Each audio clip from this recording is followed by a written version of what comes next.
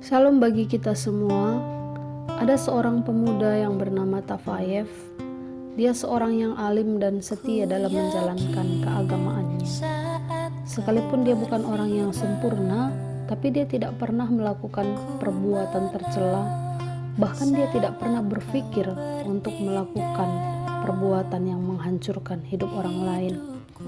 Dia berasal dari keluarga yang biasa saja, hidup pas-pasan. Dia putus sekolah karena tidak ada biaya dan ibunya sakit-sakitan, serta tidak mendapatkan perawatan yang baik karena kurang biaya. Sedangkan di pihak lain, Tafayev sering melihat ada orang-orang di sekitarnya yang adalah jelas-jelas orang yang sudah sering berbuat jahat. Mereka melakukan perbuatan tercela, tidak pernah mengikuti kegiatan keagamaan, bahkan tidak punya agama.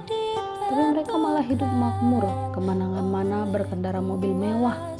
Mereka dihormati karena kekayaan, juga mendapatkan kemudahan dan fasilitas untuk segala kehidupannya.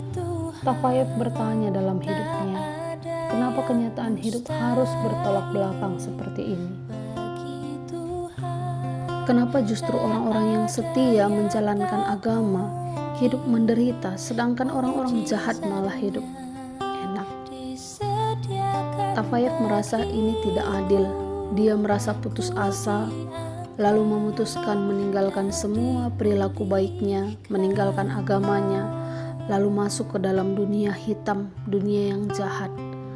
Dia melakukan kejahatan yang selama ini tidak pernah dia lakukan, sampai akhirnya dia tinggal di penjara kumuh di Siberia. Saudara-saudari, apa yang dirasakan oleh Tafayev mungkin sering menjadi pergumulan hidup kita.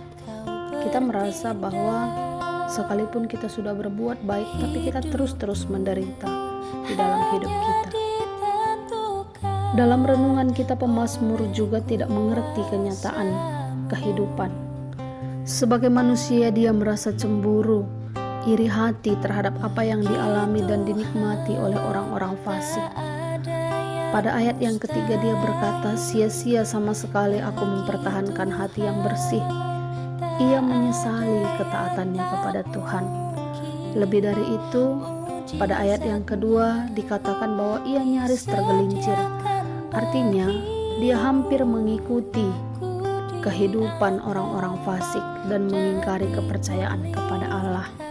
Tetapi untungnya dia tidak jadi mengikutinya.